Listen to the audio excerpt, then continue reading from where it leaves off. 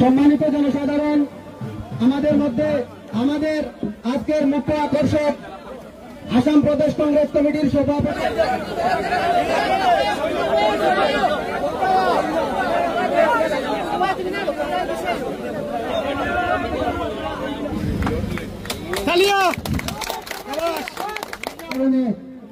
গর্ত পানি ভাবে লাগা হয়